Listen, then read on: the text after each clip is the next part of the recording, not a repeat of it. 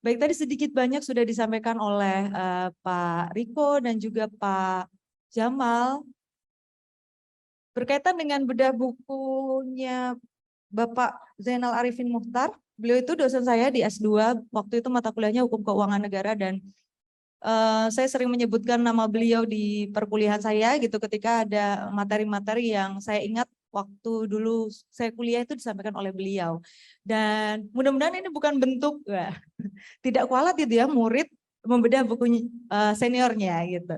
Sebelum saya menyampaikan apa yang ingin saya jadi bahan untuk membedah buku, saya tertarik ini sama seperti Pak Jamal. Saya akhirnya menyelesaikan membaca buku ini gitu. Yang awalnya saya merasa wah buku ini kalau baca buku referensi itu kan biasanya tidak semenarik buku novel gitu ya. Yang kita 300 halaman aja 2 hari selesai gitu. Saya suzonnya gitu tadinya di buku ini, tapi senada dengan yang Pak Riko sampaikan, setelah saya buka halaman pertama gitu ya, dengan tulisan bahasa yang mudah dipahami, khususnya untuk mungkin bagi mahasiswa Fakultas Hukum yang udah dapat ilmunya terlebih dahulu ya, gitu, itu akan mengalirnya lebih cepat untuk membaca buku ini. Jadi 200 halaman, 230-an halaman bisa selesai jadi 2 hari gitu. Oh, semenarik itu untuk kita membaca buku ini. Jadi ini sangat worth it untuk teman-teman beli karena di dalamnya tidak hanya tataran teoritis, tapi juga terkait dengan problematika yang terjadi di Indonesia saat ini. Kemudian itu yang pertama. Yang kedua, kita seolah-olah diajak, ini dari sisi teknis penulisan ya, kita diajak seolah-olah hadir dalam diskusinya para pakar hukum tata negara di Indonesia. Di buku ini banyak banget tuh. Ada Prof. Jimli, ada Prof. Bagirmanan, ada Prof. Maria, Pak Atta Mimi, siapa lagi? Bu Eni Nurbaningsih. Dalam bahasan-bahasan yang beliau-beliau bahas di buku beliau-beliau masing-masing gitu. Jadi kita seolah-olah duduk bersama di sana gitu ya. Kita mengikuti alur diskusinya para pakar hukum tata negara sehingga kita tercerahkan gitu. Harapannya kan membaca buku tercerahkan. Ternyata buku ini bisa menjembatani kita untuk paham secara konseptual apa yang ingin disampaikan. Karena misal contoh kayak satu bahasan di buku ini terkait dengan biasalah ya, namanya orang hukum itu perbedaan pendapat gitu kan. Itu pasti terjadi, nggak cuma di kalangan kita aja gitu yang suka pro kontra, tapi juga di pakar hukum tata negara di Indonesia juga demikian. Misal ketika bahasan pembahasan dan persetujuan bersama antara DPR bersama Presiden gitu kan di Undang-Undang Dasar. Bagaimana tafsiran Prof. Jimli menyatakan bahwa pembahasan itu tidak harus dilakukan bersama-sama. Sedangkan ada ada penafsiran berbeda dari Prof. Bagirmanan. Prof. Bagirmanan menyatakan karena persetujuan bersama tidak mungkin diikuti pembahasan yang sendiri-sendiri gitu. Jadi antara disampaikan, oh di bukunya Prof. Jimli, di buku perihal undang-undang demikian tafsirannya, tapi di buku Prof. Bagirmanan demikian tafsirannya. Jadi kita seolah-olah diajak untuk berdiskusi di sana dan terserah kita ingin menarik kesimpulan yang mana. Itu yang kedua. Jadi seolah-olah kita diajak berdiskusi bersama. Ketiga, buku ini keunggulannya walaupun tatarannya normatif gitu ya, tataran tulisan ini karakternya normatif, tapi dikaji secara konseptual dan kontekstual. Tidak hanya ngomongin teori, tapi bagaimana secara kontekstual di Indonesia saat ini, bahkan aturan-aturannya menggunakan aturan, karena ini kebetulan ditulisnya memang dari, kalau di pengantar penulis 2021, terbitnya 2022 kan, berarti terakhir 2021, jadi sudah update gitu.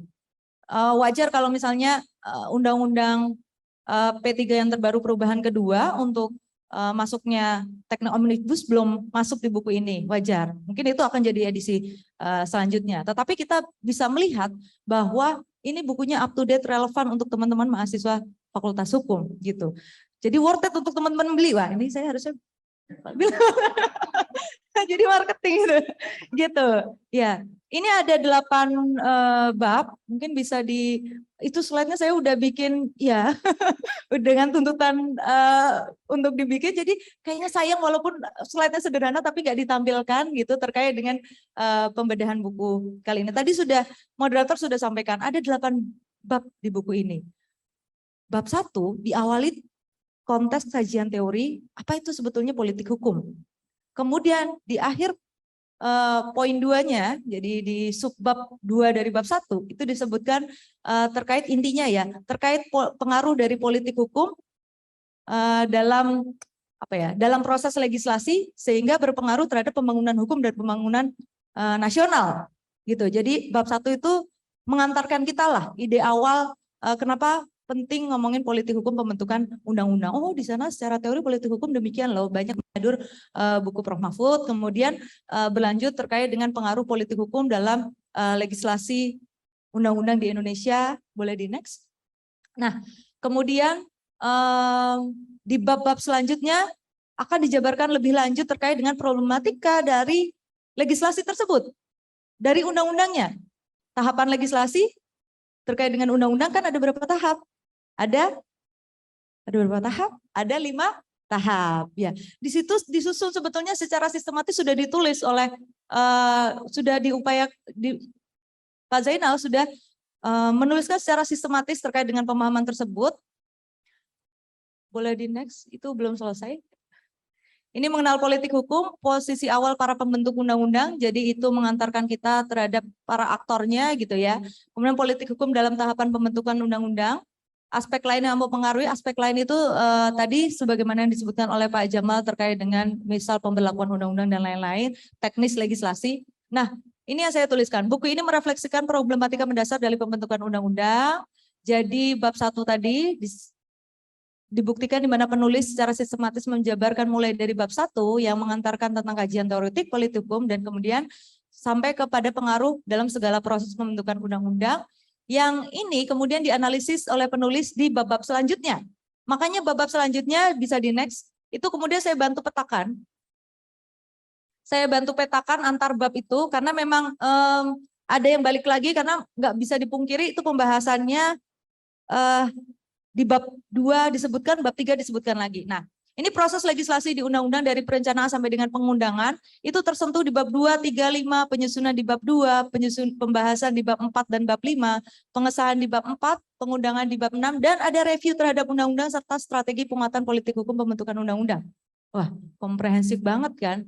Gimana beliau awal itu membahas mengenai politik hukum dalam penyusunan prolegnas, nah kan? Prolegnas, walaupun memang saya belum ini, ada yang kurang sedikit, misalnya beliau menyampaikan prolegnas pembentukan undang-undang, jalur prolegnas, jalur non prolegnas, dan jalur dari daftar kumulatif terbuka. Tapi untuk yang daftar kumulatif terbuka itu belum disampaikan bagaimana politik hukum yang berpengaruh di sana. Baru berhenti di jalur prolegnas dan jalur non prolegnas. Menurut saya ini ada sedikit lagi untuk ditambahkan gitu. Walaupun mengkritisi tapi belum pernah punya buku. Jujur, saya belum pernah punya buku ini. Yang saya tulis sejauh ini adalah jurnal. Jadi saya posisinya di sini penikmat buku. Jadi karena dosen pada akhirnya harus menulis buku, saya pasti akan menulis buku gitu ya. Tapi ini saya posisinya masih sebagai penikmat buku. Gitu dari perencanaan beliau menyatakan terkait dengan prolegnas, kemudian penyusunan, nanti masuk ke ranah naskah akademik itu ternyata politik hukumnya seperti apa, bisa dikaji itu. Terus nanti terkait ada lagi proses penyusunan itu di bab penyusunan ngomongin terkait dengan DPD. Nanti walaupun di bab akhir itu juga dibahas tentang DPD.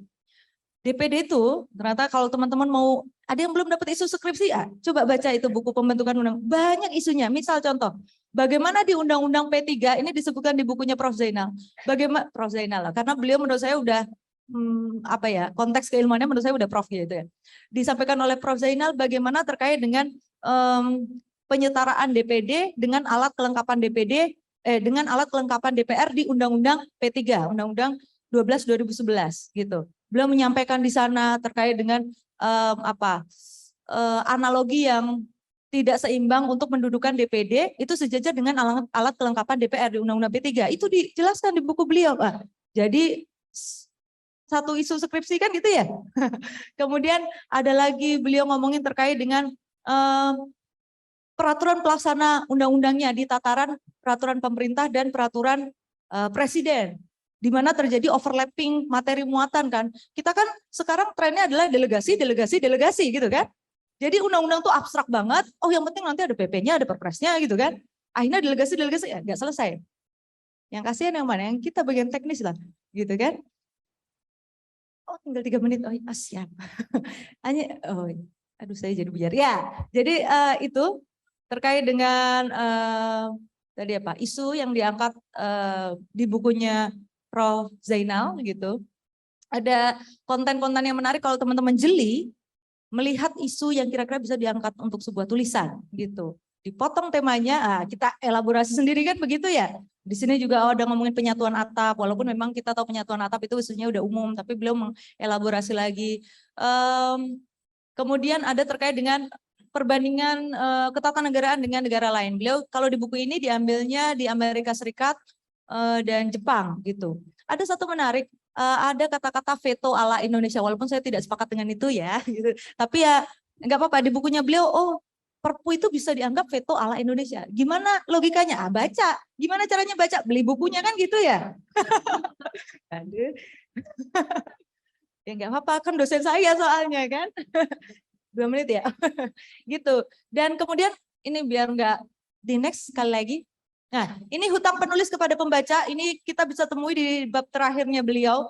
Jadi beliau itu, menarik ini juga, isi yang menarik, yang terkait dengan konsepsi asymmetrical sequential desentralisasi. Jadi beliau menginginkan itu, beliau mempunyai gagasan desentralisasinya semua asimetris. Nanti ada pelevelan, level 1 sampai dengan level 6 dalam konteks negara yang memberikan pelevelan terhadap provinsi, gitu kan? Akhirnya pelevelan ini berimplikasi terhadap apa? Terhadap penganggaran, terhadap kewenangan gitu. Sehingga apa inginnya dari konsep ini? Menyederhanakan peraturan daerah. Yang kita kan peraturan daerahnya sekarang udah banyak banget ya. Dan kebetulan kita udah nggak ada executive review. Di sini dibahas juga. Kita kan sudah meniadakan executive review. Sehingga apalagi peraturan daerah cuma bisa lewat judicial review. Gimana itu nanti overlap obesitas regulasinya. Jadi di sini ada isu obesitas regulasi juga. Di situ. Jadi beliau kemudian menuliskan di bab terakhir itu, tetapi konsep ini tidak secara sederhana dapat ditulis di buku ini. Akan ditulis di tulisan lain. Nah, berarti kan itu hutang ke kita kan pada pembaca. Itu kan kayak kita kayak novel ada trilogi gitu kan. Ini yang section pertama, kita butuh section kedua. Kemudian dijanjikan di tulisan selanjutnya. Kemudian terkait dengan yang kedua, legal standing pemerintah pusat dan provinsi dalam pengujian perda. Sekarang kan belum ada. Nah, beliau itu di tulisan beliau di bab terakhir juga bilang akan ditulis pada tulisan selanjutnya. Itu utang ya. Kalau saya menganggapnya itu utang, karena kita nggak bisa digantungkan kan. Digantungkan itu kan nggak enak. Nah makanya itu sekilas selayang pandang dari buku pembentukan politik hukum pembentukan undang-undang karya Pak Zainal Arifin Muchtar atau Mas Uceng gitu ya, yang kita tahu beliau sudah terkenal dan kayaknya sayang kalau teman-teman tidak memiliki buku ini. Demikian yang bisa saya sampaikan. Saya kembalikan kepada moderator. Wassalamualaikum warahmatullahi wabarakatuh.